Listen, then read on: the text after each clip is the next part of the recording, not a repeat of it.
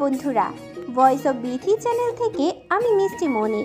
নিত্য নতুন রোমান্টিক ভালোবাসার গল্প পেতে আমাদের চ্যানেলটি সাবস্ক্রাইব করে পাশে থাকা বেল আইকনটি বাজিয়ে দেবেন।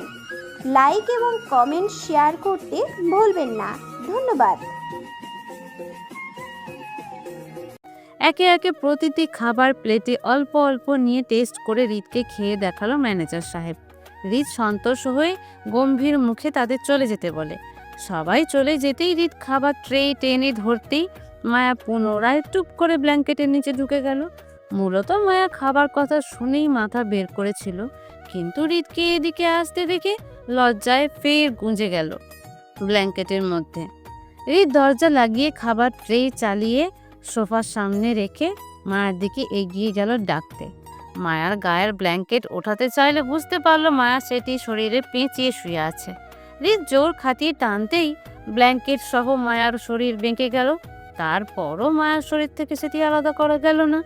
রিত ব্ল্যাঙ্কেট টেনে হতাশ গলায় বলে, রাতের কাজ রাতে শেষ হয়ে গেছে রিত, এখন কিসব লজ্জা? আমি কিছু করছি এখন। ওঠো না রিত, খাবারটা কি আবার লজ্জা পেও কেমন? ওঠো। এবারও মায়ার নড়াচড়াবিহীন মটকাপ মেরে পড়ে থাকায় দেখে রিত মায়াকে ব্ল্যাঙ্কেট সহ মুড়িয়ে ওই অবস্থায় কোলে তুলে নিয়ে সোফায় গিয়ে বসলো। মায়াকে কোলে বসিয়ে বাম হাতে আঁকড়ে ধরে ডান হাতে প্লেটের খাবার তুলে দিল। মায়ের পছন্দের মাছ ভাত মাখিয়ে বলে, আচ্ছা তুমি লজ্জা পাও, আমি কিছু বলবো না, কিন্তু একটু করে মুখটা বের করো, আমি খাবারটা খাইয়ে দিই তোমায়। খাবার না খেলে ঠিকঠাক লজ্জা পাওয়া হবে না রিত, চলো হা করো।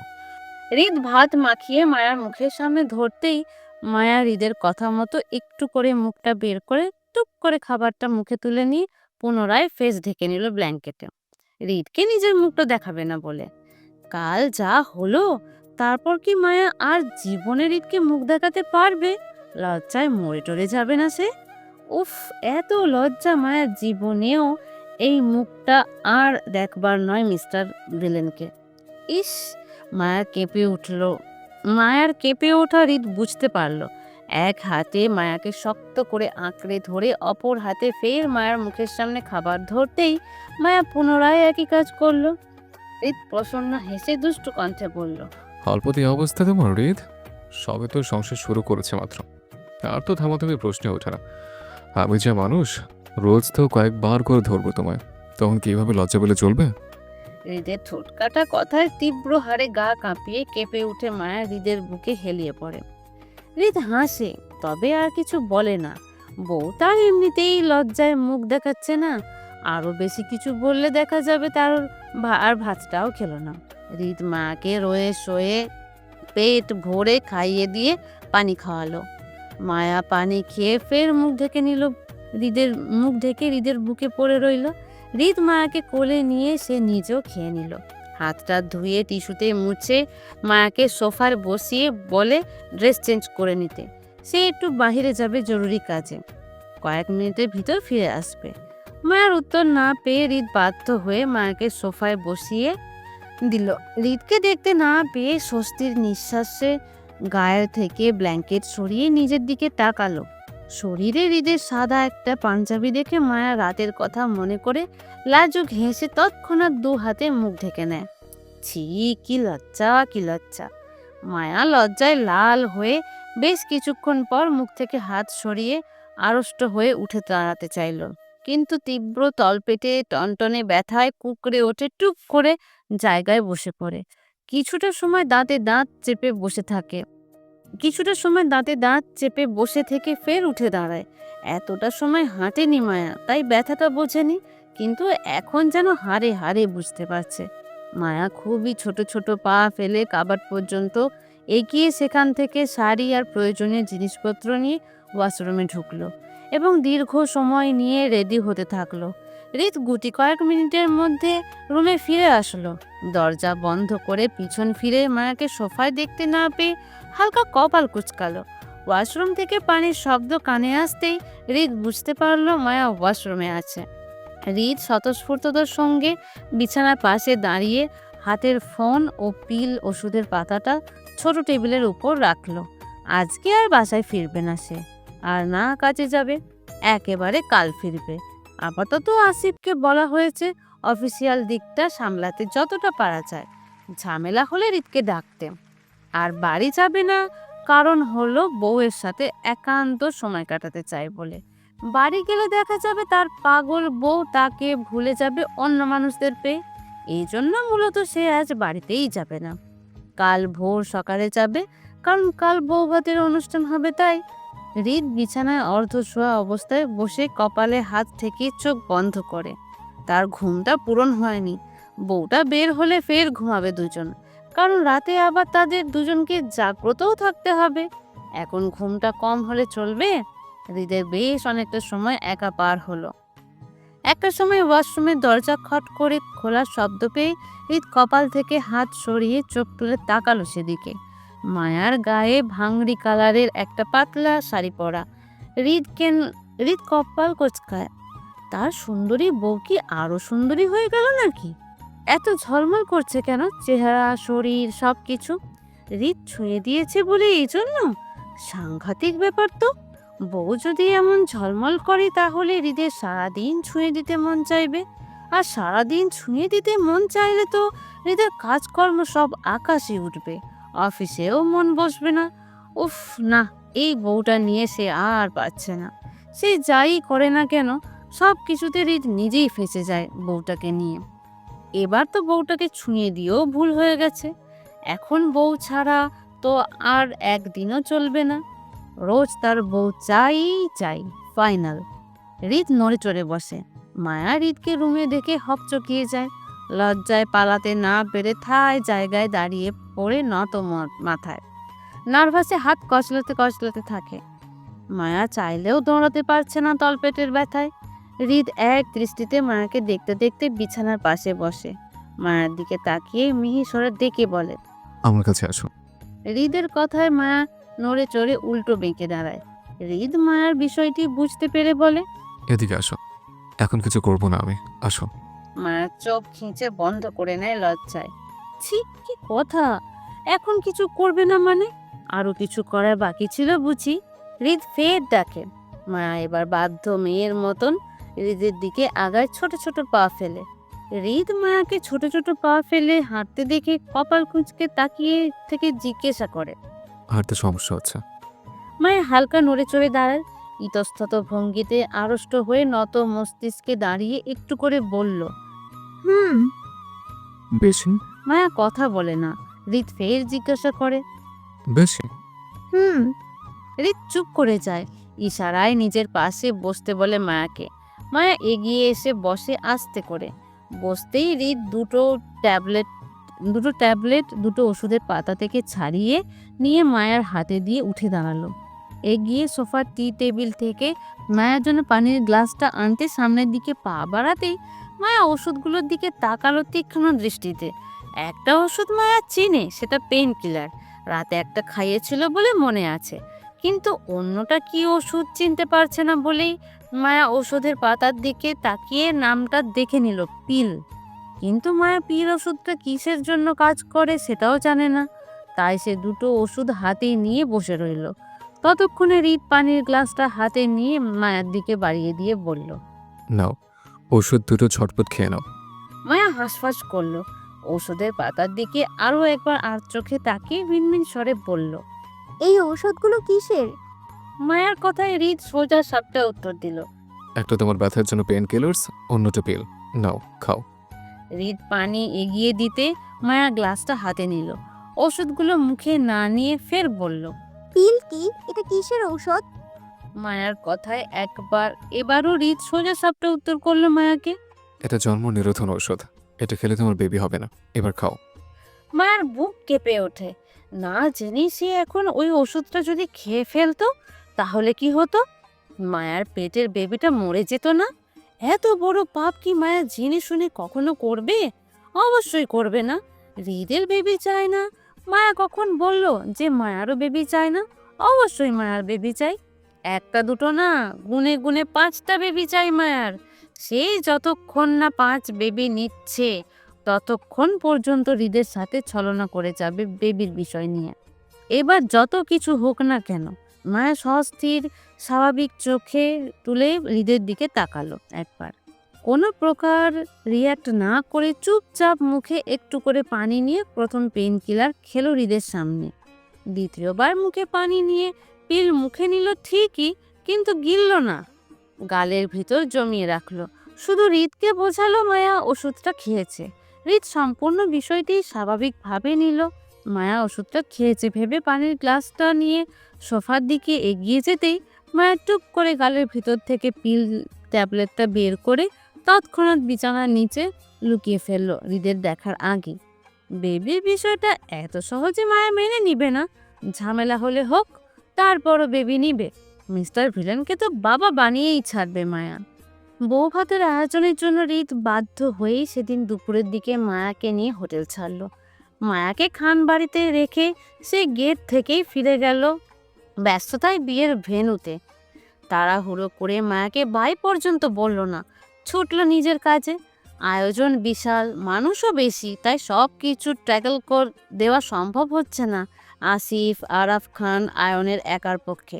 হৃদকে প্রয়োজন, তাই অজ্ঞাত হৃদও গেল সেখানে। হৃদকে বাংলাদেশে দেখে হেনা খান বুঝতে পারলো হৃদ মায়ার সম্পর্ক স্বাভাবিক হওয়ার বিষয়টা। মূলত আরও কনফার্ম হলো মায়াকে দেখে। তবে কেউ কিছু বলল না, যার যার মতো নীরব থেকে কাজে গেল। মায়াকে টিয়া ছায়ার সাথে হৃদের রুমে পাঠালো। হৃদের রুমে গিয়ে মায়া দেখলো সেই আগের ফুলে ফুলে সাজানো পুরাতন বাসরটি, শুকনো নিস্তেজ সাদা ফুলে ছড়িয়ে থাকা এলোমেলো বিছানাটি যেমনটা মায়া রেখে গিয়েছিল। হেনা খান সার্ভেন্ট দিয়ে সব কিছু পরিষ্কার করালো দ্রুত। মায়াও বউ বউ হয়ে সারাদিন পার করলো হেনা খানের সাথে থেকে। বাড়িতে আগত মেহমানদারিও করলো টুকটাক। তবে দিন শেষে হৃদকে পাওয়া গেল না। কোথায় আছে তাও জানা যায়নি। শুধু জানে হৃদ কাজে ব্যস্ত। মায়াকে একটু করে ফোন করার সময়টুকু তার নেই। প্রথমে বিষয়টি নর্মালভাবে নিলেও পরবর্তীতে সেই বিষয়টি কান্নার কারণ হয়ে যায় মায়ার। যখন দেখলো হৃদ দিন গিয়ে রাতেও বাড়ি ফিরল না, তখন মায়া ছটফট করতে করতে রাত 1টা অবধি জাগ্রত অবস্থায় বসে থাকলো হৃদের অপেক্ষায়। তাতেও হৃদ বাড়ি ফিরল না। মায়ার খোঁজও নিল না। ভালোবাসাময় মায়া অধৈর্যের ন্যায় ডুকরে কেঁদে ওঠে কষ্টে ভারাক্রান্ত মনে। এটা কোনো কথা? বিয়ের পর দিনই এভাবে লাপাত্তা হয়ে যায় কেউ? মায়া কি তার কেউ না? এতটা গুরুত্বহীন মায়া? অন্তত মায়াকে একটা কল করার প্রয়োজন হলো না তার? দিন গিয়ে রাত হলো, তারপরও একটু সুযোগ হয় না তার বউ হিসেবে মায়ার সামান্য খোঁজ করার, একটা ফোন করে? এত ব্যস্ততা কিসের তার? সব সময় কেন মায়া থেকে তার কাজটা গুরুত্বপূর্ণ হয়? আগেও 1 দিন 2 দিন পার হয়ে যেত মায়ার সাথে সেদে কথা বলতে আসতো না। যদি মায়া ঘুরঘুর করে যেত তাহলে কথা বলতো, নয়তো না। এখন বিয়ের পরও এমনটা করছে। মায়ার জন্য তার কি সারা জীবন, মায়ার জন্য তার দিনে সময় হয় না, এখন কি তার রাতেও সময় হয় না দুটো কথা বলার জন্য? এই অবহেলা কি সারা জীবন চলবে মায়ার সাথে? বিয়ে হতে না হতেই মায়াকে একা ঘুমোতে হচ্ছে এত বড় রুমে। কেউ মায়ার সাথে ঘুমোতে পর্যন্ত আসছে না। এই ভেবে রাতে হয়তো হৃদ আসবে তাই। অথচ মায়া যে এখন ভয় পাচ্ছে, সেটা কি দেখবে? গভীর রাত, নিস্তব্ধ পরিবেশে মায়ার ফুপানো কান্নার শব্দ কেউ শুনল না। নীরবতার আড়ালেই রয়ে গেল সব। মায়া সোফায় হেলিয়ে পড়ে কাঁদতে কাঁদতে একটা সময় ঘুমিয়ে গেল। মায়ার ঘুম ভাঙল ঠিক 8টার দিকে দরজার খটখট শব্দে। অলস মায়া শরীরটা টেনে সোফায় উঠে বসল। এলোমেলো ঘুমের জন্য ঘাড় শরীর টনটন ব্যথা অনুভব করতেই মায়া শরীর বাঁকিয়ে ঘাড়ে হাত দিয়ে মাসাজ করলো আলতো হাতে। ঘুম জড়ানো চোখ টেনে খুলে দরজার দিকে তাকিয়ে আড়মোড়া ভেঙে অলস ভঙ্গিতে উঠে দাঁড়িয়ে দরজা খুলে দিতেই টিয়ার মুখোমুখি হলো মায়া। মায়ার অলসতা দেখে টিয়া বলে, মায়ও তোকে দাদি ডাকছে নাস্তা করতি, আর রাতে একা ঘুমালি কেন? আমাকে ডাকতি বা তোর নিজের রুমে চলে যেতি, আমরা তো সেখানে ছিলাম, তাই না? টিয়ার কথায় যেন মুহূর্তেই হুঁশ ফিরল মায়ার। চমকে উঠে তৎক্ষণাৎ পিছন ফিরে নিজের খালি রুমটার ভিতর উঁকি মারল। হৃদকে কোথাও দেখতে না পেয়ে বুকটা ধক করে উঠল। ঘাড় ঘুরিয়ে টিয়ার দিকে তাকিয়ে প্রশ্ন করে বলল, উনি রাতে আসেননি। না ভাইয়া, তো রাতে ফিরেনি কেন, তুই বলতে পারিস না? ভীষণ কষ্টে বুক ভারী হলো মায়ার। ঘুম জড়ানো চোখ দুটো সিক্ত ভেজা হলো নোনা জলে। মায়া অল্প স্বল্প মাথা নাড়ালো, যার অর্থ সে জানে না। টিয়া ফের বলল, ও আসলে আমিও জানতাম না, শেষ রাতের দিকে আসিফ ভাইয়া ফোন করায় জানতে পারি তারা নাকি কি কাজে আটকে আছে, সকালে আগে নাকি বাসায় ফিরতে পারবে না।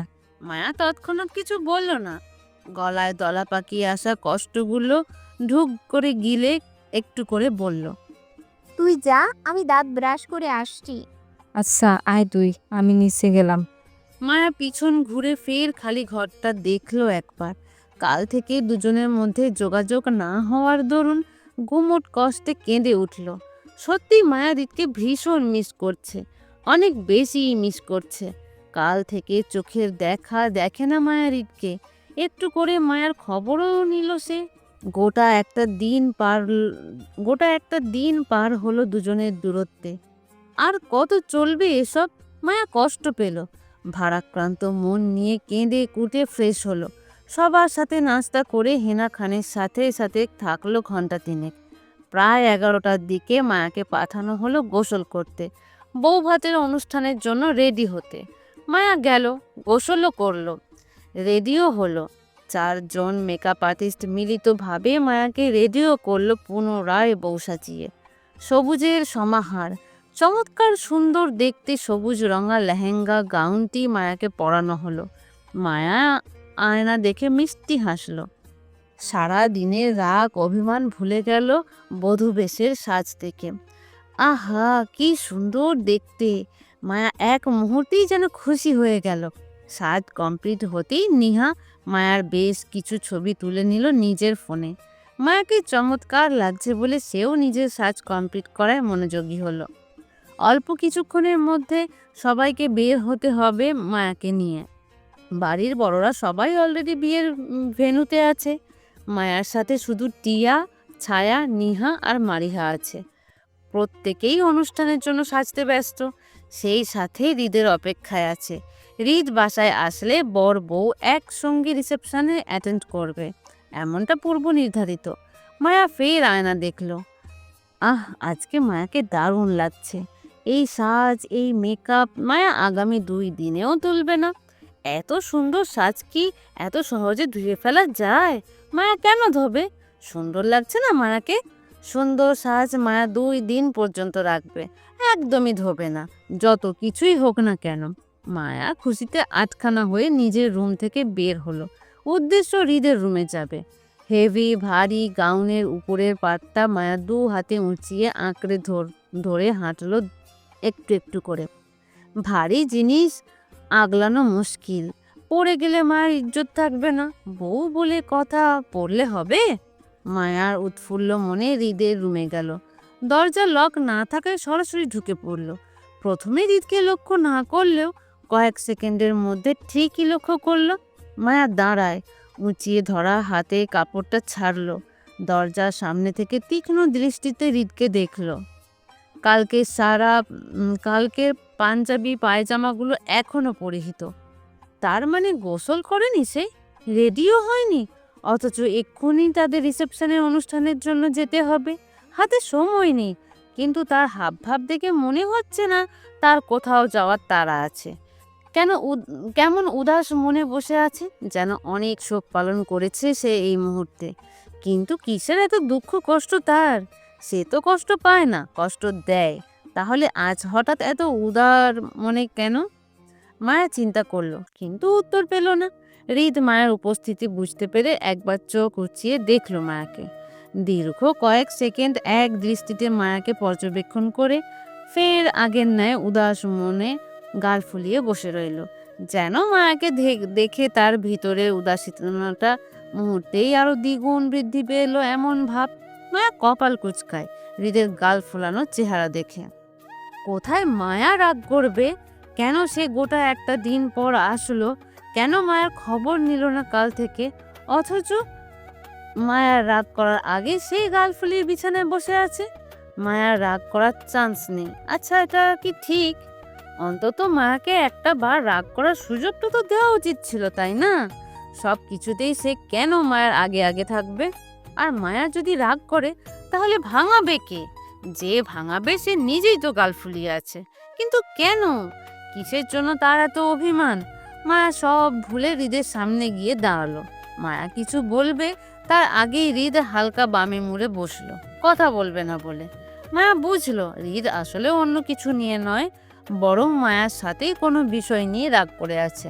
কিন্তু মায়ার মিস্টার ভিলেন তো রাগ করে গাল ফোলানোর মানুষ না, বরং রাগে মাথায় ঠুস ঠাস থাপ্পড় মারার মানুষ। তাহলে আজ হলোটা কি? নিজের পার্সোনালিটির বাহিরে গিয়ে হঠাৎ কি জন্য এতটা অভিমান প্রকাশ করছে, তাও আবার মায়ার সাথে? ভালোবাসার মানুষ, আপন মানুষ ছাড়া তো আমরা কেউ কারোর সাথে এমন অভিমান অভিযোগ করি না। তার মানে মায়া মায়া তার মিস্টার ভিলেনের একান্ত মানুষ হয়ে গেছে, এই জন্য এমনটা প্রকাশ পাচ্ছে তার আচরণে। মায়া নিজের ভাবনাতেই তৃপ্তি হাসলো ঠোঁট প্রসারিত করে। হৃদ মায়ার হাসি দেখে আরো বেঁকে বসলো, কথা বলবে না বলে। মায়া আলতো হাতে হৃদের বাহুর স্বাদ টানলো, বেশ কয়েকবার নিজের দিকে ফেরাতে চেয়ে, কিন্তু হৃদ ফিরল না। আর না মায়ার সাথে কথা বলল, বরং ঘাপটি মেরে বসেই রইল বিছানার পাশে ফ্লোরে পা ফেলে। মায়া ফের হৃদের বাহুর স্বাদ টেনে বলল, এই শুনুন না, ডাকছি তো। হৃদ কিছু বলল না। মায়া হৃদকে ফিরতে না দেখে আগ বাড়িয়ে হৃদের সাথে ঘনিষ্ঠ হলো। হৃদের দু পায়ের মধ্যস্থলে দাঁড়িয়ে থুতনি ধরে টেনে নিজের দিকে ফিরিয়ে মায়া কড়া গলায় বলল, কি ডাকছি না আমি? শুনছেন না কেন? হৃদ মায়ার মুখের দিকে তাকিয়ে থাকলো চুপ করে। মায়া হতাশ হয়ে ফের বলল, বলুন না, কি হয়েছে?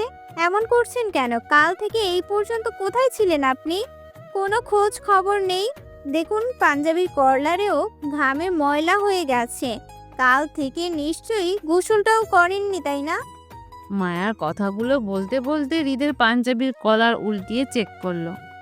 হৃদ মায়ার পরপর প্রশ্নে একটা উত্তরও করলো না, বরং ঘাপটি মেরে জায়গায় বসেই রইল। মায়া এবার হাঁসফাঁস করলো। আসলে হৃদের কি হয়েছে তা কিছুতেই বুঝতে পারছে না সে। এমন অদ্ভুত আচরণ কেন করছে তাও জানে না। কাল মায়া লজ্জায় কথা বলতে পারলো না, আর আজ হৃদ অদ্ভুত কারণে গাল ফুলিয়ে আছে, কথা বলছে না।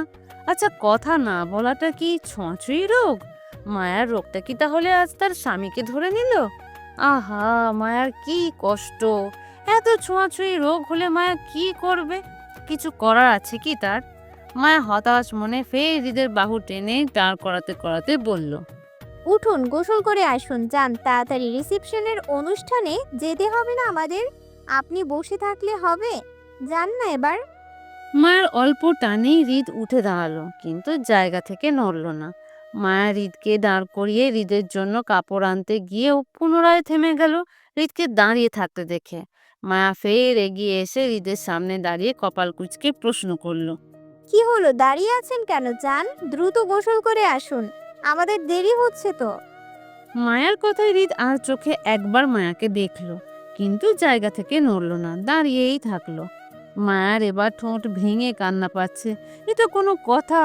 হৃদের কি চাই বললেই তো হয়, মায়া করে দেয়। কিন্তু এমন অদ্ভুত আচরণ করলে মায়া কি বুঝবে? মায়া কাঁদতে গিয়েও কাঁদলো না, যদি সুন্দর সাজটা নষ্ট হয়ে যায় এই জন্য। মায়া হৃদের হাত ধরে টানতেই হৃদ আপোষেই মায়ার সাথে সাথে যেতে লাগলো। দেরিতে হলেও মায়া বুঝতে পারলো এই মুহূর্তে মায়াকেই হৃদের সব কাজগুলো করতে হবে, নয়তো হৃদ নিজের থেকে একটা কাজও করবে না। মায়া হৃদকে ওয়াশরুমে শাওয়ারের নিচে দাঁড় করিয়ে মিহি সুরে বলল, আপনি গোসল করুন, আমি ততক্ষণে আপনার কাপড়গুলো বের করে রাখছি। মায়া হৃদকে শাওয়ারের নিচে দাঁড় করিয়ে গেল হৃদের ড্রেসিং রুমে রিসেপশনের জন্য আলাদা ড্রেস বের করতে। মায়া নিজের সাথে মিল রেখে হৃদের জন্য সবুজ শেরওয়ানি বের করলো, সাদা পাঞ্জাবি পায়জামার সাথে। ভাঁজ করা কাপড়গুলো নিয়ে মায়া ওয়াশরুমে ঢুকতেই দেখলো হৃদ এখনো আগের ন্যায় ঠায় দাঁড়িয়ে আছে, যেমনটা মায়া রেখে গেছিল। গোসল তো দূরে থাক, সামান্য নড়েনি পর্যন্ত। হৃদের এক গোয়মি দেখে মায়া দুঃখ কষ্টে কাঁদো কাঁদো গলায় বলে ওঠে, আপনি এমন করছেন কেন? কি হয়েছে সেটাও বলছেন না, আবার গোসলও করছেন না। এমন করলে আমরা কখন রিসেপশনের পার্টিতে পৌঁছাবো আপনিই বলুন। এখন কি আমি আপনাকে গোসল করাতে পারবো? আমি রেডি হয়ে গেছি না, আমার সুন্দর ড্রেসটা ভিজে যাবে তো, আমার সাজটাও নষ্ট হয়ে যাবে। প্লিজ বুঝুন না, গোসল করে নিন না নিজে নিজে। হৃদ মায়ার কথা বোঝার চেষ্টা করা তো দূরে থাক, উল্টে আরো বেঁকে মুড়ে দাঁড়ালো, যার অর্থ সে পারবে না। মায়াও আগে জিদ্দে দাঁড়িয়ে থাকলো হৃদের কাপড় নিয়ে। কারোর মুখে কোনো কথা নেই। 1 মিনিট, 2 মিনিট, প্রায় 10 মিনিট পর্যন্ত দাঁড়িয়ে থাকার পরও যখন হৃদের হেলদোল হলো না, তখন মায়া আর সময় নষ্ট করলো না। রাগে দুঃখে হন হন করে ফের হৃদের ড্রেসিং রুমে গেল। হাতের কাপড়গুলো ঠাস করে টেবিলের উপর রেখে আয়নার সামনে দাঁড়ালো। মায়া জানে হৃদকে এখন শত বলেও কাজ হবে না, সে এই মুহূর্তে নিজ থেকে কখনোই গোসল করবে না। অজ্ঞাত মায়া তেজি হাতে পরপর সবগুলো পিন খুলে মাথা আর গায়ের দুটো দোপাট্টাই খুলে মাথা সাদা হিজাবটাও খুললো তৎক্ষণাৎ। হৃদকে গোসল করাতে হলে এইসব পরে তো আর গোসল করানো যাবে না, তাই না? সবগুলো জিনিসপত্রই ভীষণ ভারী। মায়া নিজের রাগ মাটি করার চেষ্টা করলো, অনেকটা সফলও হলো। হাতের চুড়ি থেকে শুরু করে গায়ের জড়ানো সবুজ ডায়মন্ডের অলংকারগুলো পর্যন্ত খুলে রাখলো একে একে। অলংকারবিহীন হয়ে মায়া ওয়াশরুমের দিকে যেতে নিলেই আবারও থেমে গায়ের ভারী কাপড়গুলোর দিকে তাকিয়ে দেখলো। কয়েক সেকেন্ড ভেবে উপরের গাউনের সামনে থেকে সবগুলো বোতাম আলগা করে টেনে শার্টের মতো খুলে নিল। নিচে লেহেঙ্গার সাথে এক এক্সট্রা ব্লাউজ থাকার জন্য মায়ের উপর দিয়ে হৃদের একটা সাদা টি শার্ট পরে নিল কোমরের দিকে বেঁধে। মায়ের বিয়ের কাপড় বলে কথা, এত অল্পতেই নষ্ট করা যাবে না, সারা জীবন গুছিয়ে রাখবে। তাই হাতে পায়ের মোজা সহ হিল জুতো জোড়াও পর্যন্ত খুলে রাখলো একপাশে। হৃদের জন্য একটা সাদা টাওয়াল নিয়ে ফের এলো ওয়াশরুমে। হৃদ তখনও আগের ন্যায় তাড়ামি করে দাঁড়িয়েছিল, গায়ের পাঞ্জাবিটা পর্যন্ত খুলে রাখেনি। মায়া দীর্ঘশ্বাস ফেলে হাতের টাওয়ালটা ওয়াশরুমে রেখে পুনরায় ড্রেসিং রুম থেকে চেয়ার এনে হৃদের সামনে রাখলো। হৃদকে টেনে সেখানে বসিয়ে গায়ের পাঞ্জাবিটা মাথা গলিয়ে খুলে ভিতরে সাদা স্যান্ডো গেঞ্জিটা টেনে খোলার সময় মায়ের হাত দুটো কম্পমান হলেও স্বস্তির থাকার চেষ্টা করলো। ব্যবহৃত কাপড়গুলো বালতিতে জমিয়ে রেখে মায়া হৃদের পায়ের কাছে বসে ছোট ছোট হাতে হৃদের প্যান্টের ফোল্ড খুলে একটু করে উপরে তুলল। কালো লোমযুক্ত পা দুটো দারুণ আকর্ষণীয় লাগলো মায়ার কাছে, তাই হাত বাড়িয়ে অল্প ছুঁয়েও দিল।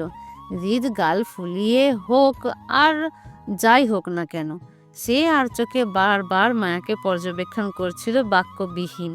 মায়া শান্ত ভঙ্গিতে হৃদকে গোসল করাতে গিয়ে বেশ হিমশিম খেলো। বারবার কেঁপে কেঁপে উঠছিল হৃদের শরীরে সাবান লাগাতে গিয়ে। হৃদের ব্যবহৃত জিনিসপত্রগুলো বুঝতে পারছে না বলে মায়া নিজের জিনিসপত্রই ব্যবহার করলো হৃদের শরীরে। হৃদ দেখেও কিছু বলল না।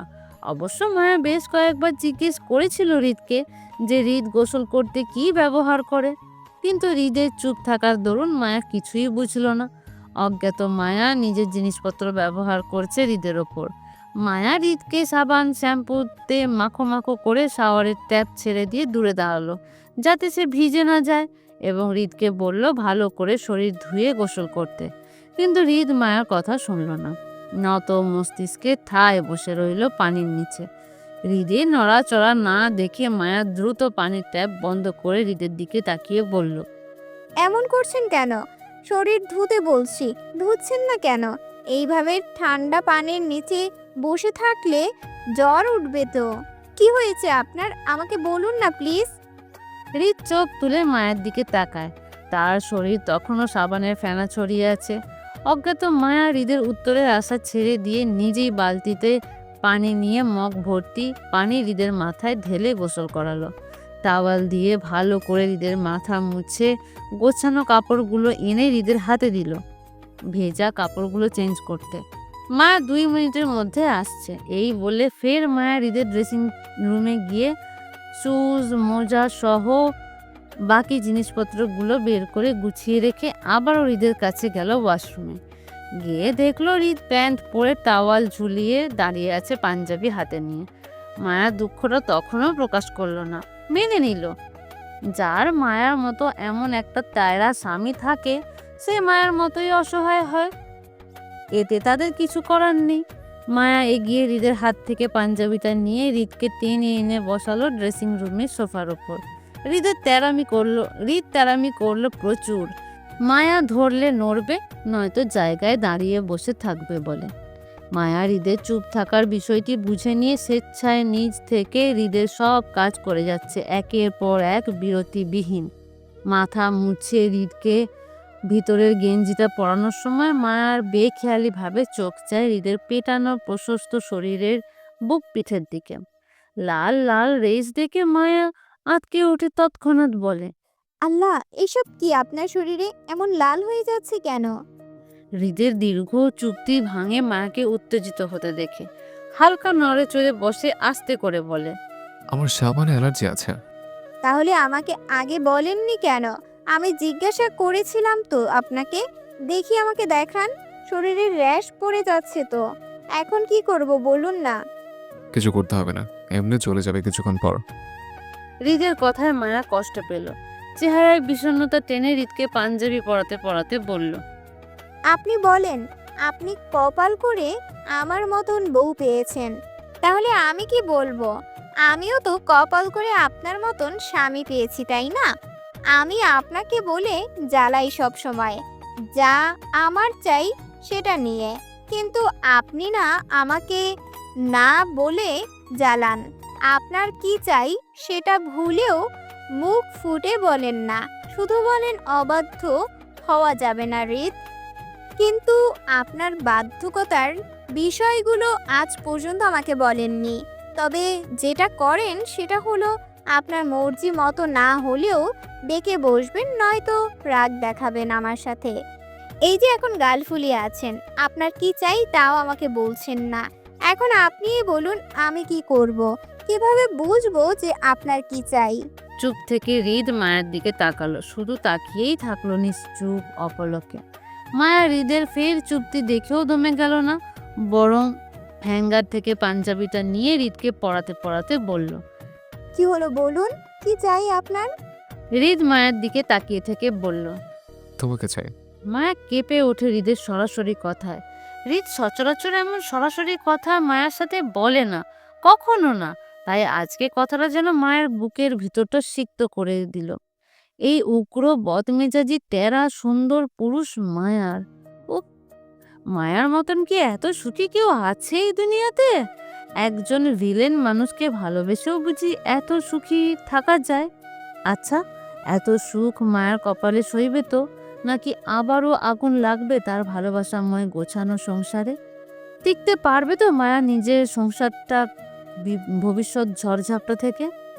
এবার যদি কোনো কারণে হৃদকে মায়াকে হারাতে হয়, তাহলে মায়া সইতে পারবে না, একদমই মরে যাবে। এই খানবাড়ি থেকে তার লাশ বের হবে, নয়তো না। এত ভুল বোঝাবুঝি আর ভালো লাগছে না। মায়া শান্তি নেই, হৃদের সাথে ভালোবাসার সংসার গড়তে চায়, কোনো রূপ ঝামেলা চায় না। এবার আল্লাহ জানে কতটা কি হয়।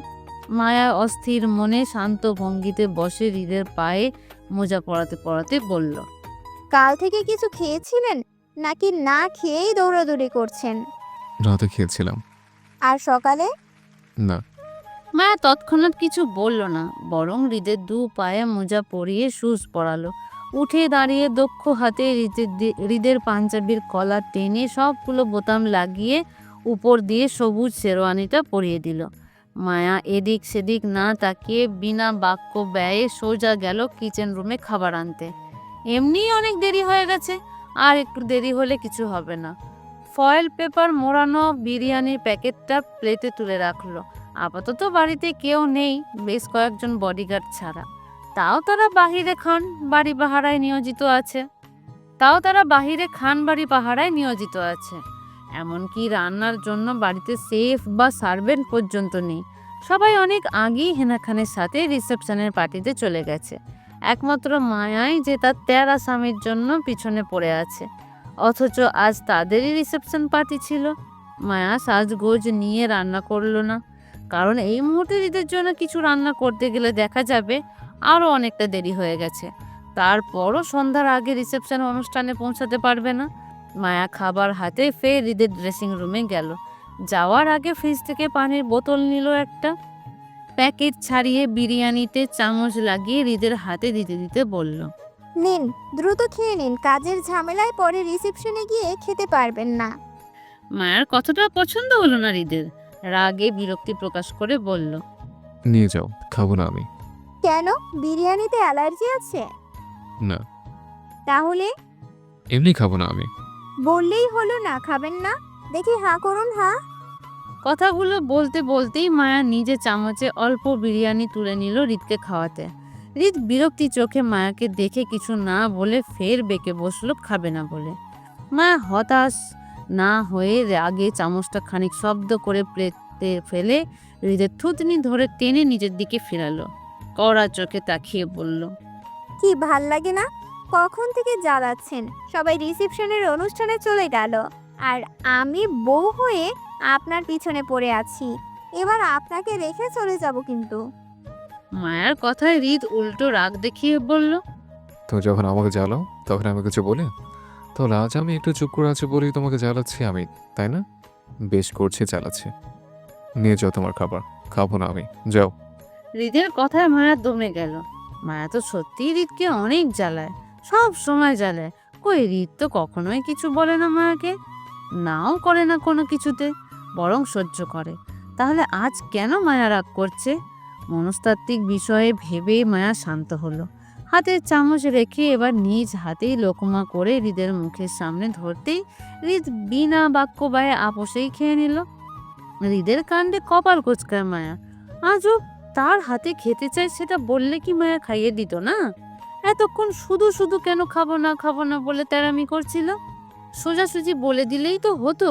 উফ, সব কিছু মায়াকে বুঝে নিতে হবে। একটু করে মাঝে মধ্যে মুখ ফুটে কিছু বললে কি হয় তার? মায়াকে আজ ভীষণ বড় দেখালো। পুরোটা সময় দাঁড়িয়ে থেকে রয়ে শোয়ে হৃদকে সম্পূর্ণ খাবার খাইয়ে দিয়ে ঝটফট বাকিটা রেডি করিয়েও দিল। হৃদকে পরিপাটিভাবে রেডি করিয়ে দিয়ে এবার সে গেল রেডি হতে, কিন্তু আয়নার সামনে দাঁড়িয়ে নিজেকে দেখে আটকে রাখা কান্নাটা দমন করতে না পেরে ভ্যাঁ ভ্যাঁ করে মুহূর্তেই কেঁদে দিল। সে কি হুলস্থুলস কান্না! ঘেমে নিয়ে নাজেহাল অবস্থা মুখের। ওয়াটারপ্রুফ মেকআপ হওয়ায় তেমন নষ্ট না হলেও লেহেঙ্গার নিচের অংশ সম্পূর্ণ ভিজে চুপচুপে হয়ে গেছে হৃদকে গোসল করাতে গিয়ে। মায়া নিজের নাজেহাল অবস্থা দেখে বেশ উঁচু স্বরে কেঁদে কেটে বুক ভাসাচ্ছে। হৃদ মায়ের কান্না দেখে এবার সে উঠে দাঁড়ালো ফুরফুরে মেজাজে।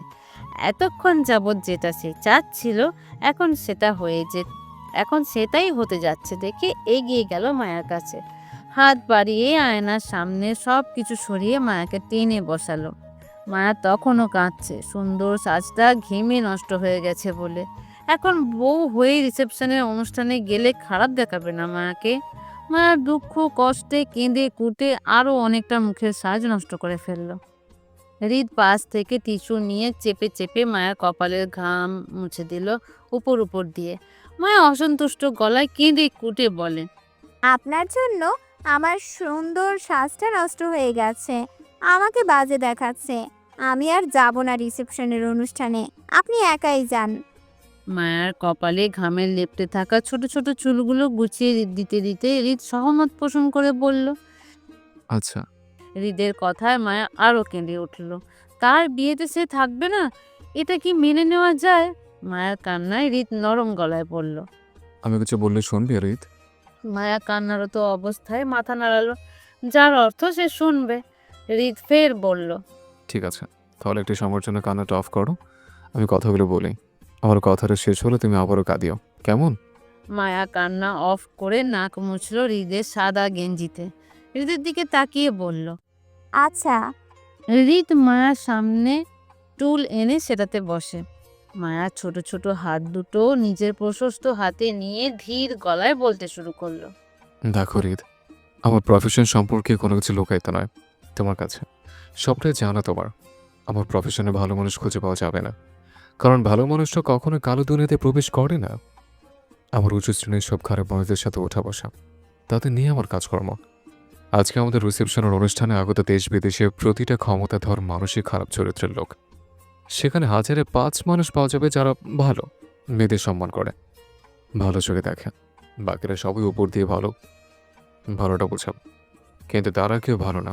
এখন আমি আমার বউকে সেই সকল খারাপ চরিত্রের মানুষদের সামনে প্রেজেন্ট করতে চাই না, শত পর্দা দিয়ে রাখলেও নিতে চাই না। আমার বউ আমার সম্পদ। আমি চাই অন্য কেউ দেখুক, সেটা আমার পছন্দ না। আর না বউকে সাজিয়ে গুছিয়ে অন্যদের সামনে যেতে দিব কখনো। আমি নিজের জিনিসের প্রতি অনেক সচেতন। আজকে হাজার হাজার মানুষ উপস্থিত থাকবে আমাদের অনুষ্ঠানে। তোমার প্রতি সবার দৃষ্টি আমি আটকাতে পারবো না, কারণ আমি সামনে না থাকালেও আমার অগোচরে ঠিকই তাকাবে তোমার দিকে, তোমাকে নিয়ে বাজে কথা বলবে আমার পেছনে। তাই আমি চাই তুমি সেই সকল খারাপ মানুষের নজরে আসো। বর্তমানে সবাই জানে আমার বউ আছে, আমি বিয়ে করেছি, কিন্তু হৃদ খানের বউকে সেটা কেউ জানে না, শুধু আমার ঘনিষ্ঠ আত্মীয় স্বজনরা ছাড়া। আমি তোমার কথা রেখেছি, সমাজকে জানি বিয়ে করেছি, তাই বলে এখন তোমাকে আমি সেই সমাজের মানুষের সামনে তুলে ধরবো এমনটা রাজি নয়। বাচ্চা আমার আল্লাহর হাতে। এখন আমার কিছু হলে তুমি সেফ থাকবে, কারণ তোমার পরিচয় এখনও গোপন। কিন্তু আজকে তোমাকে সবার সামনে নিলে আমার মৃত্যুর পর প্রথম টার্গেট তুমিই থাকবে। আমার সাথে শত্রুতা না থাকলেও মজা নিতে চাইবে তোমার, কারণ এটাই স্বাভাবিক। এই জন্য গ্যাংস্টার মানুষটা বিয়ে করে না। অবশ্য আরও অনেক কারণে বিয়ে করতে চায় না, কিন্তু তোমাকে সেফ রাখা আমার প্রথম প্রায়োরিটি। তাই আমি চাই আজ অন্তত তুমি আমাকে বুঝবে, আমাকে অমান্য করে রিসেপশন অনুষ্ঠানে যেতে চাইবে না, বরং আমাকে প্রাধান্য দেবে, সব কিছুর ঊর্ধ্বে স্বামী হিসেবে আমাকে মানবে, আমাকে বুঝবে।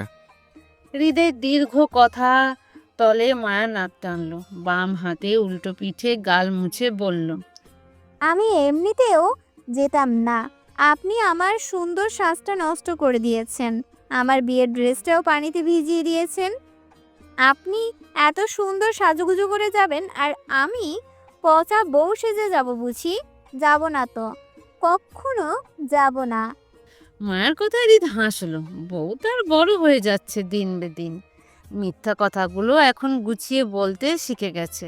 হৃদ এক হাতে মায়ের অপর গালে পানি মুছে বলল, তোমার সাজ পুরোপুরি নষ্ট করে এখন আগে বাকি আবার। এখন ধরতে পারছি না, তাই বেঁচে গেলে। তবে রাতে ছাড়া ছেড়ে নেই, একটা রাত এমনই আমার বিফলে গেল, তাই আজকের রাতটা আমার হবে। Be ready. খাওয়া দাওয়া, ঘুম সব কিছু চুকিয়ে নাও। আমি ফিরতে ফিরতে বলা তো যায় না, রাতে ঘুমানোর সুযোগ পেলে না আর, তখন সকালে উঠে কান্নাকাটি করে দোষারোপ করবে আমাকে। তোমার ভালোর জন্য বলছে, ঘুমিয়ে নেও কতক্ষণ, কেমন? হৃদের কথায় লজ্জায় সিটিয়ে গেল মায়া। হৃদ হঠাৎ করে এসব কথা বলে বসবে ঘুণাক্ষরেও টের পায়নি মায়া। সে এতক্ষণ যাবৎ হৃদের সাথে স্বাভাবিক থাকলেও এখন যেন বেশ অস্বস্তি বোধ হচ্ছে তীব্র লজ্জায়। হৃদের থেকে দৃষ্টি সরিয়ে মায়া হাঁসফাঁস করে লজ্জায় দৌড়ে পালাতে চাইল। আকস্মিক ঘটনায় হৃদও তৎক্ষণাৎ মায়ার কোমর টেনে ধরে আটকিয়ে নিজের কোলে জোরপূর্বক বসিয়ে পেট জড়িয়ে শক্ত করে। মায়ার কানে নিজের নাক চেপে ধরে ফিসফিস করে বলল, যেতে বলেনি, আমার অনেক কিছু করা বাকি, বেশি না হোক, অল্প স্বল্প তোমার সাজ নষ্ট করা এখনো বাকি আমার বউ। গায়ে শেরওয়ানিটা টেনে খুলতে খুলতে গাড়িতে উঠে বসলো হৃদ। আপাতত তার কাজ শেষ। বউকে বোঝানোর জন্য এতক্ষণ যাবৎ গোমট মুখে থাকতে হয়েছে তাকে। এত ভালো হয়েছে, এতে ভালো হয়েছে দুটো দিক থেকে। এক, বউয়ের ভালোবাসাও পেল, আবার বউকে রিসেপশনে না নিয়ে যাওয়ার উদ্দেশ্যটাও সফল হলো। কারণটা আগেরই, কিন্তু এই বিষয়টি যদি হৃদ স্বাভাবিকভাবে মায়াকে বোঝাতে চাইতো তাহলে দুজনের মধ্যে ঝামেলা হতো 100%। কারণ মায়া সহজে মানতে চাইতো না, বরং ভুল বুঝতো হৃদকে। হৃদ আবারও মায়ার সাথে মিথ্যে ভালোবাসার গেমস খেলছে, এই জন্য সমাজের সামনে আনতে চাইছে না। এইসব বলে বলে হৃদের মেজাজ বিগড়ে দিত, যার ফলে হৃদ ওর আগের বসে হয়তো বইয়ের উপর হাত তুলে ফেলতো। বহুদিন পর তাদের সম্পর্কটা একটু স্বাভাবিক হয়েছে, এত অল্পতেই নষ্ট করতে চায় না বলেই হৃদ ইচ্ছে করেই গুমোট মুখ হয়ে থাকলো। আর এতে করে মায়া তার মন বোঝার চেষ্টা করেছে, তাকে বুঝতে চেয়েছে, অন্য কিচ্ছু ভাবেনি, যার জন্য হৃদের কথাগুলো খুব সহজভাবেই মেনে নিতে পেরেছে দ্বিমত পোষণ না করে। হৃদ মায়ার উপর ভীষণ সন্তুষ্ট হলো। এবার ঝামেলাবিহীন ভালোবাসাময় সংসার করবে বলে এক বুক আশাও রাখল হৃদ। কিন্তু সময় সাপেক্ষে ভাগ্যটা তাদের সুপ্রসন্ন সহায় হতে গিয়েও যেন হচ্ছে না, ফের ঘুরে দাঁড়াচ্ছে দুর্ভাগ্যের দিকে। ঠান্ডাময় পরিবেশ, ডিসেম্বরের শেষ দিকে, ঘন কুয়াশার চাদরে ঢাকা চারপাশ, প্রচণ্ড কনকনে শীত প্রবাহ, কথা বললেও যেন মুখ দিয়ে ধোঁয়া বের হয়। আয়ন এমন শীতের রাতে গাড়ি নিয়ে দাঁড়িয়ে আছে মায়াদের বাড়ির রাস্তার খানিকটা দূরে। রাত প্রায় 1টার ঊর্ধ্বে। রাস্তার ধারে দোকানপাট বন্ধ, ল্যাম্পপোস্টের আলোয় আলোকিত ঘন কুয়াশাময় রাস্তাটি থেকে থেকে দু একটা অটোরিকশা যাতায়াত করছে যাত্রীদের নিয়ে। মাঝে মধ্যে একটা দুটো মানুষের চলাচলও দেখা যাচ্ছে। আয়ন বিরক্তি ভঙ্গিতে গাড়ির সাথে ঠেস দিয়ে কানে ফোন চেপে দাঁড়িয়ে আছে, স্থির নয় অস্থিরের ন্যায় দাঁড়িয়ে। একটার পর একটা কল করেই যাচ্ছে জুঁইকে, অথচ মেয়েটার আর তার ফোন রিসিভ করছে না। অশান্ত অস্থির বুক নিয়ে এসেছে মেয়েটার কাছে শান্তি খুঁজতে, কিন্তু সেই মেয়েটাই বিগত সময় ধরে নিখোঁজ। গায়ে এখনো বাসার সারা দিনের কাপড়টি জড়ানো। সারাটা দিন গেল ব্যস্ততায়। কাল থেকে আবার হসপিটালে জয়েন করতে হবে। এখন ব্যস্ততা নেই তার নয়, প্রচুর ব্যস্ততা আছে, কিন্তু কোনো কাজ করেই শান্তি পাচ্ছে না। বাবার কনস্ট্রাকশনের ঝামেলাটাও যেন মিটছে না, একটার পর একটা লেগেই আছে। তাছাড়া তার মনটা অস্থির হয়ে আছে দুটো কারণে। প্রথমত, আজ প্রায় 5 দিন হচ্ছে জুঁইকে সে দেখে না। বিয়েতে যাও বা একটু দেখেছিল তারপর থেকেই মেয়েটা নিখোঁজ। এমনকি হৃদের রিসেপশনের দিনও জুঁই ঢাকা যায়নি। কী কারণে যায়নি তা জানে না, শুধু জানে মায়ার সাথে বাসায় ছিল। বিয়ের 2 দিন পর অনুষ্ঠিত হওয়া হৃদের রিসেপশন পার্টির শেষ হয়েছে আজ গোটা 3 দিন পার হলো। ব্যস্ততায় আর অস্থিরতায় কাটছে তার একটা দিন। মায়ার বিরহ জেগে আছে মনে। প্রথম ভালোবাসা বলা সহজ নয়, কিন্তু আয়ন প্রতিনিয়ত চেষ্টা করছে নিজেকে জুঁইয়ের সাথে মানিয়ে নেওয়ার। অনেকটা সফলও হয়েছে। এখন মায়ার জায়গায় জুঁইকে নিয়ে ভাবতে পারে, খুব সহজেই পারে। জুঁইকে তার মনেও জায়গা দিয়েছে নতুন করে প্রেমে পড়ার। হয়তো এখন গভীর প্রেমটা না থাকলেও একটা সময় পুরোপুরি হয়ে যাবে। সবেমাত্র নতুন প্রেমের সূচনা হয়েছে তার মনে। এত তাড়াহুড়ো কোনো কিছুতেই নেই তার, কিন্তু হৃদ মায়ার সংসার যেন তার হৃদয়ে পোড়াচ্ছে। অস্থিরতার নিঃশ্বাসটা বন্ধ হয়ে আসছে এই ভেবে যে মায়াকে এখন তার ভাবনাতে রাখাও ঘোর পাপ। সে পাপ করতে চায় না, মায়াকে ভুলতে চায়। আর এই ভোলার জন্য সাহায্য চাই জুঁইয়ের। জুঁইকে কাছে টানলে হয়তো তার অস্থিরতাটা কিছুটা হলেও কমবে। আয়ন দীর্ঘশ্বাস ফেলে বিরক্তিতে চোখ তুলে তাকায় ফোনের স্ক্রিনে। প্রায় অর্ধশতেক কল করেছে সে জুঁইকে, কিন্তু একটা কলও রিসিভ হলো না। অয়ন বিরক্তি চেপে ফোন দেয় ফিহাকে। আরিফ বাসায় আছে, হয়তো এখন ফিহার সাথেই রুমে আছে। স্বামী স্ত্রীর মাঝে সে ঢুকতে চায়নি, কিন্তু তার কাছে এর চেয়ে বিকল্প কোনো রাস্তা নেই। কারণ জুঁইকে না হলেই নয়। সে তো অন্য মেয়েকে চাইছে না, তাই না? নিজের স্ত্রীকেই চাইছে। তাই খানিকটা দ্বিধা নিয়ে ফিহাকে কলটা করলো আয়ন। প্রথমবার রিসিভ না হলেও দ্বিতীয়বার ঠিকই রিসিভ করলো ফিহা। ঘুম জড়ানো কণ্ঠে ফিহা হ্যালো বলতেই আয়ন সেটার উত্তর না করে বরং দ্বিধায় এক নিঃশ্বাসে বলে ওঠে, জুঁইকে নিচে পাঠা ফিউ, আমি রাস্তায় দাঁড়িয়ে আছি। আর খবরদার, যদি জুঁই না আসে তাহলে 10 মিনিট পর 11 মিনিটের মাথায় তোর শ্বশুরবাড়িতে সোজা ঢুকে বউকে কাঁধে তুলে নিয়ে আসবো। আমাকে ভালো করে চিনিস তুই, একটা কথাও নড়জড় হবে না, বলে দিলাম। এক নিঃশ্বাসে কথাগুলো বলে ঠাস করে ফোনটা কেটে দিল আয়ন ফিহার মুখের ওপর। বিস্ময়কর হতবাক ফিহা হতবুদ্ধি হয়ে ফোনের দিকে তাকিয়ে থাকলো। হঠাৎ কি হলো তার ভাইয়ের? এমন করলো কেন? আর এত রাতে এখানেই বা কি করছে? জুঁইকে কেন চাই তার? হতবুদ্ধি ফিহা এলোমেলো ভাবনায় হঠাৎ ঠোঁট কামড়ে হেসে ওঠে। আয়নের ব্যাপারটা বুঝতে পেরে কম্বলের নিচ থেকে বের হতে চাইল, কিন্তু নিজের অবস্থা পরিলক্ষিত করে খানিকটা লজ্জায় আরিফের ঘুমন্ত মায়াবী মুখটার দিকে তাকালো। লাজুকতার ন্যায় হেসে ঠোঁট ছোঁয়ায় আরিফের উন্মুক্ত বুকে। এতে আরিফ হালকা নড়ে চড়ে 2 হাতে বেশ চাপড়ে ধরল ফিহাকে নিজের বুকে। ফিহা আস্তে ধীরে আরিফের বাঁধন ছাড়াতে চাইলে টান পড়ল আরিফের বাহুবন্ধনে। হালকা ঘুমে চোখ মেলে তাকায় আরিফ। ফিয়াকে জেগে থাকতে দেখে ঘুমন্ত চোখ কুঁচকে বলে, কি ব্যাপার, জেগে আসো যে? একটু উঠবো তাই। কেন? ফিয়া মিথ্যা বলে বলল, মায়া কল করেছিল, জুইকে নাকি মিস করছে, কথা বলতে চায়। আমি ওদের কথা বলিয়ে দিয়ে আসছি, তুমি ঘুমাও। ফিহার কথায় অবিশ্বাস করলো না আরিফ, তবে খানিকটা দ্বিধায় বলল, এত রাতে কথা বলতে চাই কেন? হবে হয়তো কোনো কাজে। তাছাড়া তুমি তো জানো ওরা দুজন কতটা গলায় গলায় ভাব একে অপরের। এজন্য কথা বলতে চাইছে মায়া। আমি ফোনটা জুইকে দিয়ে চলে আসব, বেশিক্ষণ লাগবে না। আরিফ আর না করলো না, শুধু একটু করে বলল, ঠিক আছে, যাও, তবে তাড়াতাড়ি এসো। আচ্ছা, তোমার পাশ থেকে গেঞ্জিটা দাও। ফিহার কথা মতো আরিফ ঘাড় ঘুরিয়ে আবছা আলোয় হাতের নিজের কালো টি শার্টটি তুলে দেয় ফিহার হাতে। ফিহা স্বাচ্ছন্দ্যে সেটি পরে খাট ছেড়ে নেমে গেল জুঁয়ের রুমের উদ্দেশ্যে। সাদা সালোয়ারের সাথে কালো আরিফের টি শার্ট পরে চুলে খোপা করতে করতে দরজা খুলে গেল পাশের রুমে। খটখট শব্দ করে বেশ কয়েকবার ডাকলো জুঁইকে। একটা সময় জুঁই ঘুমে ঢুলঢুলু হয়ে দরজা খুলতেই ফিহা কড়া গলায় বলে, ফোন কই তোর? ফিহার কথা বুঝলো না ঘুমে নিভিয়ে পড়া জুঁই। দরজা পাট ধরে দাঁড়িয়ে ঘুমন্ত চোখ টেনে খুলতে খুলতে বলল, কিসের ফোন ভাবি? তোর ফোন। সম্পূর্ণ ঘুমন্ত চোখ মেলে তাকিয়ে জুঁই বলে, কি জানি, কোথাও রাখছি, মনে নেই। কেন, তোমার ফোন লাগবে? আমার না, তোর লাগবে বলদি। আমার বাইকে ঘন্টার পর ঘন্টা এই ঠান্ডার মাঝে রাস্তা দাঁড় করিয়ে আরামে নাক ডেকে ঘুমাচ্ছিস তুই। এই তোর বিচার, স্বামীর জন্য মন কাঁদে না বুঝি? ফিহার কথায় চমকে উঠে জুঁই তৎক্ষণাৎ বলে, মানে অয়ন ভাইয়া তোর জন্য নিচে দাঁড়িয়ে আছে, যা দেখা করে আয়।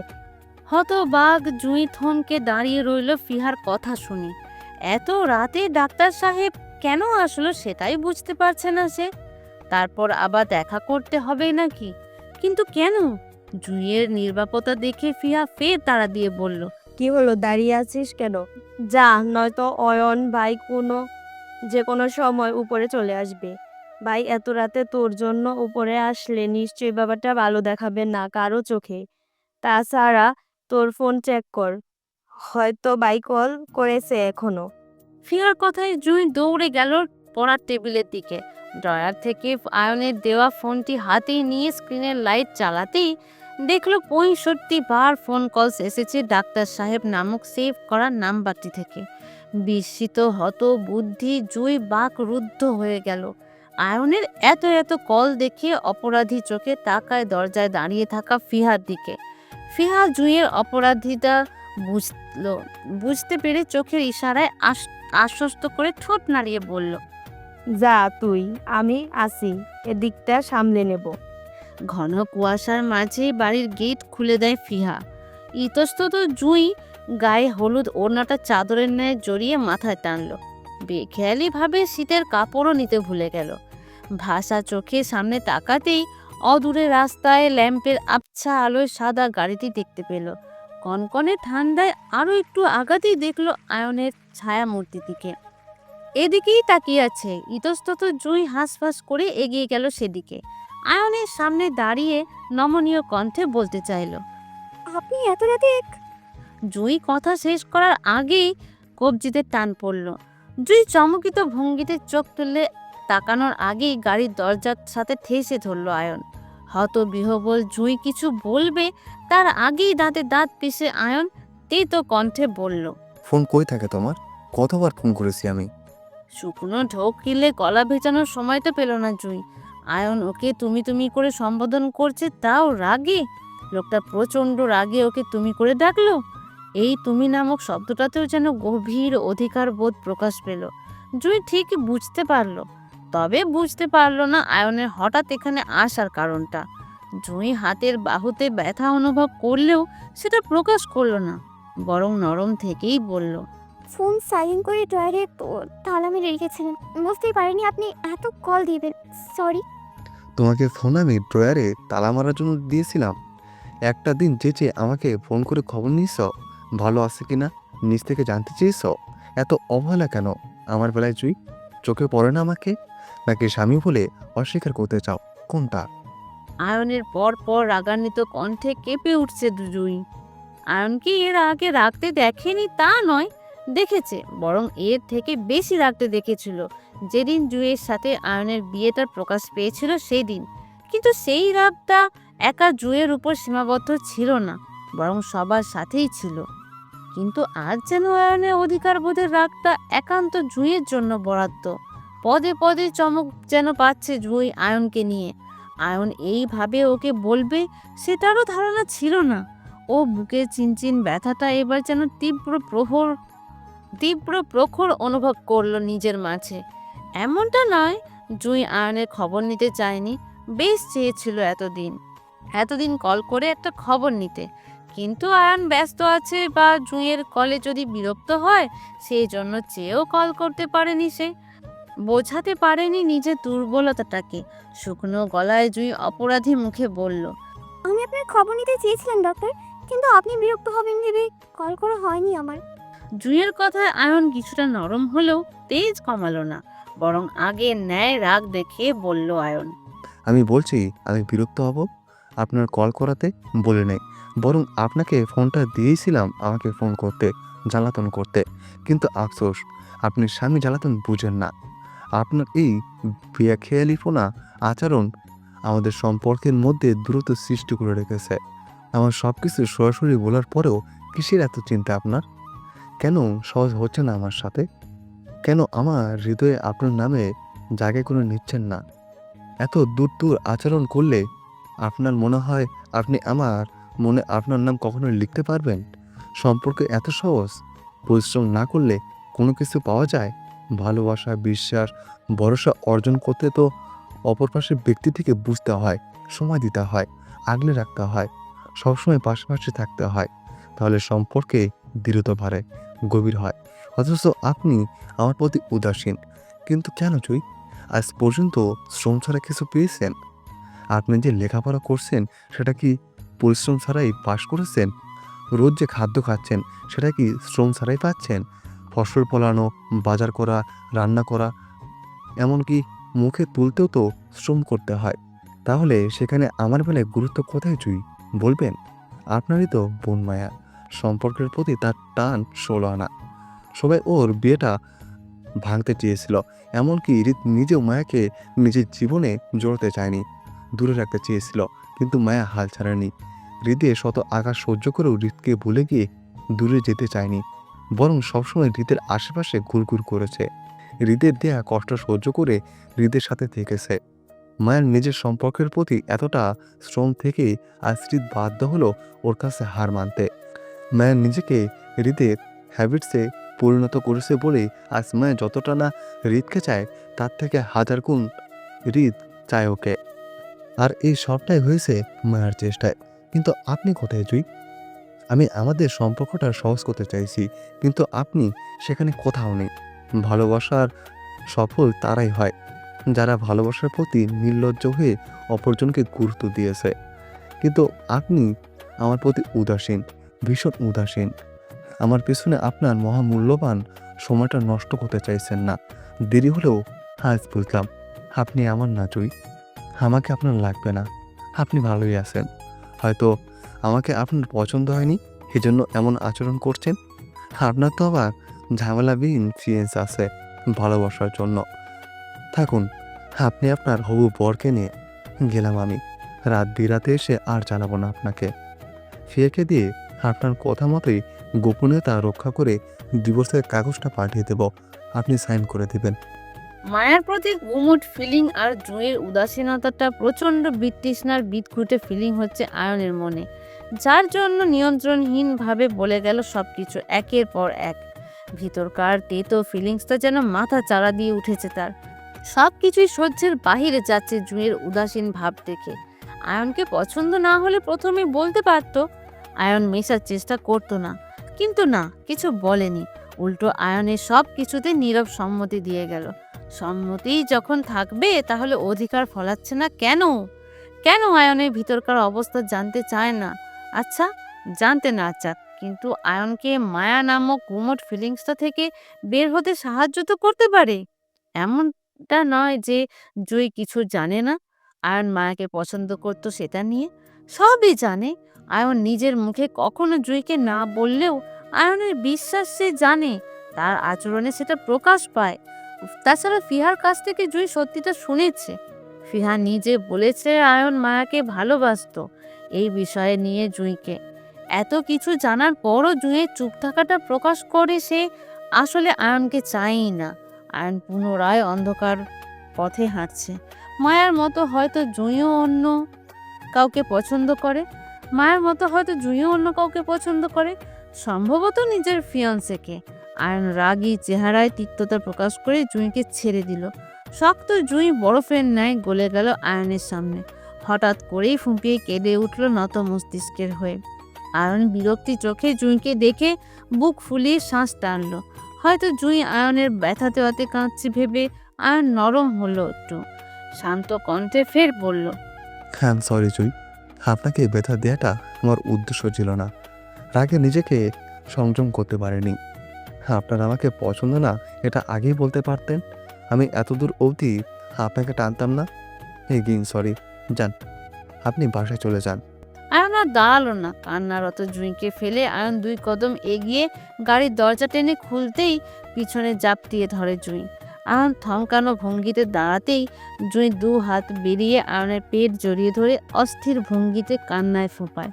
আয়নের পিঠের উপর কপাল ঠেকিয়ে ফুঁপিয়ে কেঁদে ওঠে বলে জুঁই, আমি আপনার প্রতি উদাসীন না ডক্টরবাবু, বরং ভীষণ মনোযোগী আপনাকে নিয়ে। কিন্তু মুখে বলতে গেলে কোথাও যেন থেমে যায় আমি। আমার নিজের পরিবার নেই, মায়ের পরিবার আমার হলেও সমাজ আমাকে কটাক্ষ করে, এদিন বলে। অনেকবার তো আমার জন্য বিয়ে এসে ভেঙে গেছে আমার নিজস্ব পরিবার নেই বলে। এই সমাজে যাদের নিজস্ব পরিবার নেই তাদের সব থেকেও যেন কিচ্ছু নেই। এমনকি এই নিয়ে আমাকে অনেক কথাই শুনতে হয় চলতে ফিরতে। আমাকে বলে আমি কাকাদের বাড়িতে আশ্রিত থাকি। আশ্রিত এতিম মেয়েদের নাকি বড় ঘরের ছেলেরা বিয়ে করে না, দয়া দেখায়। এই কথাগুলো কেউ আমার পরিবারের সামনে বলতে না পারলেও তাদের অগোচরে সবাই ঠিকই এতিম বলে বাঁকা দৃষ্টিতে তাকায়। এই জন্য আমি নিজেকে সব সময় শক্ত রাখি। মনের অনুভূতিগুলো প্রকাশ করতে ভয় হয়, এই ভেবে যেন আমাকে নিয়ে মানুষ অন্য কোনো কথা রটাতে না পারে। আমি আপনার প্রতি দুর্বল ছিলাম ডাক্তারবাবু। আমাদের বিয়ের পর থেকেই আপনার প্রতিটা জিনিস আমাকে ভীষণ টানত, কিন্তু কখনো ভয় বলতে পারিনি পরিস্থিতি তাই। হসপিটালে যখন আপনি ডিভোর্সের কাগজে দেখালেন তখন সব থেকে বেশি কষ্ট আমি পেয়েছিলাম সেদিন। কিন্তু শক্ত মনে হয় আপনাকে সেটা বুঝতে দেয়নি। ধীরে ধীরে আপনার প্রতি পরিবর্তিত আচরণগুলো আমাকে আনন্দ দিত, মনে নতুন অনুভূতি জাগাতো। কিন্তু নিজের কমতিগুলো জন্যই আপনাকে কিছু বলতে পারতাম না। আমি এদিন বলে যদি আপনি অবজ্ঞা করেন এই ভেবে সংযোগ থাকতাম। সারাদিন ফোন চেক করি আপনি কখন কল করবেন, কখন একটু করে আপনার কণ্ঠ শুনবো। আজও তাই করছিলাম, কিন্তু অপেক্ষা করতে করতে কিভাবে যেন চোখ লেগে যায় আর বলতে পারি না। আমার মনের ভয়টার জন্য কখনোই আপনার সাথে সহজ হতে পারিনি ডক্টর। বলতে পারিনি আমি সত্যি আপনাকে চাই, অনেক বেশি চাই। আমি ডিভোর্স চাই না, আমার শুধু আপনাকেই চাই। ঠোঁটে হাসি, বুকে শান্তিতে ঘুরে দাঁড়াতে চাইল আয়ন। জুঁইয়ের প্রতিটা কথায় যেমন শান্তি অনুভব করছে, ঠিক তেমনি অবাকও হয়েছে। জুঁই আয়নকে নিয়ে এতটা ভাবে সেটা ধারণাই ছিল না তার। আজ যেন সত্যিই মনে হচ্ছে শান্তি পাচ্ছে সে। আয়ন পেটের উপর রাখা জুঁইয়ের হাত দুটো আলতো করে ধরে ঘুরে দাঁড়াতেই জুঁই পিঠ থেকে মুখ উঠিয়ে হুমড়ি খেয়ে আছড়ে পড়ল আয়নের প্রশস্ত বুকে। মুখ চেপে ভেজা গলায় বলল, প্লিজ যাবেন না, আমি থাকতে চাই না আপনাকে ছাড়া, প্লিজ। আঁচলে 2 হাতে জড়িয়ে নিল জুঁইকে নিজের মাঝে আয়ন। এক হাত পিঠে জড়িয়ে অন্য হাতটি রাখলো জুঁইয়ের মাথায়। ভরসার গলায় আয়ন বলল, যাচ্ছি না জুই, আমারও আপনাকে চাই। তবে সমাজের নোংরা কথাগুলো ইগনোর করুন। সবাই এক না জুই, আপনার পরিবার না থাকার পেছনে আপনি দোষী নন। তাছাড়া আপনাকে ভালোবাসার জন্য আদর্শ একটা পরিবার আছে, যারা আপনার কেয়ার করে, ভালোবাসে, আগলে রাখে। আপনি শুধু তাদের নিয়ে ভাবুন, বাকি খারাপ চরিত্রের মানুষগুলোকে এড়িয়ে যান, তাহলেই হবে। তবে কিছু জানতে চাই জুই, সত্যি কি আপনি আমার সাথে সংসার করতে চান? মৃদু স্বরে সম্মতি জানায় জুঁই। হুম, বুঝে শুনে উত্তর করবেন জুই। আপনার হ্যাঁ কিন্তু আমার পরবর্তী পদক্ষেপ হবে। আমি সামনে বাড়ালে কিন্তু এরপর আপনাকে পিছিয়ে যেতে দেব না। জোর করে বেঁধে হলেও আমার কাছে রাখবো। তাই বলছি, শিওর তো আপনি আমার সাথে থাকতে চান সারা জীবন? আয়নের কথায় সময় নিল না জুঁই, তৎক্ষণাৎ মৃদু স্বরে ফির সম্মতি দিয়ে বলল, "উ।" ঠোঁট প্রসারিত করে দারুণ হাসলো আয়ন। ঢিল থাকা হাতের বাঁধনটা শক্ত শক্ত অনলে ধরল জুঁইকে নিজের সাথে। দৃঢ় বন্ধনে নাক চেপে গেল আয়নের বুকের সাথে জুঁইয়ের। তারপরও উফ করল না জুঁই। আয়নের উষ্ণ বুকে মিশে রইল। মিনিট খানিকটা সময় যেতেই নিস্তব্ধ পরিবেশ ভেঙে প্রথম কথা বলল আয়ন, ভারী দুষ্টু কণ্ঠে আওড়ায়, জুই, হ্যাঁ আপনি তো ভারী রোমান্টিক হয়ে গেছেন। আপসী শীতময় রাতে জোরাজুরি করছেন, তাও আবার আমার মতো নিরীহ ছেলের সাথে। আপনার কি শীত বেশি লাগছে নাকি সিস্টেম বেশি চলছে জুই? কোনটা? হুম? আয়নের কথার মর্ম বুঝতেই লজ্জায় ছিটকে দূরে সরতে চাইল জুঁই, কিন্তু আয়নের শক্ত বাহুর বেষ্টনীতে আটকে থাকায় সেটা সম্ভব হলো না। লজ্জা শরীরে কম্পন সৃষ্টি হতেই জুঁই ছটফট করে যখন ছাড়া পেল না, তখন ঠাস করে কামড় বসায় আয়নের বুকে। আয়ন ব্যথা পেল, আহ শব্দ করলেও কিন্তু তারপরও জুঁইকে ছাড়লো না, বরং জুঁইয়ের লজ্জা বাড়িয়ে দিতে ফের বলল, মাঝ রাস্তায় দাঁড়িয়ে আমার ইজ্জতের উপর হামলা করছেন কেন জুই? আপনি তো সাংঘাতিক মহিলা টাইপের মেয়ে। এই বুঝি আপনার মনে ছিল? আমার দেখে কুদৃষ্টি দেখে রাত বিরাতে আমার ভার্জিনিটি নষ্ট করার ধান্দে থাকেন। আমার আ সালাম আলাইকুম। হ্যালো বন্ধুরা, কেমন আছো তোমরা সবাই? আশা করছি তোমরা সবাই ভালো আছো, সুস্থ আছো। এম রোহিত, ভয়েস অফ বিতি চ্যানেলের পক্ষ থেকে এডিটর। গল্পটি কেমন লাগলো অবশ্যই কমেন্ট করে জানাবেন। এই যে বন্ধুরা, ভয়েস অফ বিতি চ্যানেলে যদি নতুন হয়ে থাকেন তাহলে প্লিজ সাবস্ক্রাইব করে বেল আইকন বাজিয়ে রাখুন, যাতে আপনাদের পরবর্তী গল্পের নোটিফিকেশন সবার আগে আপনি পান।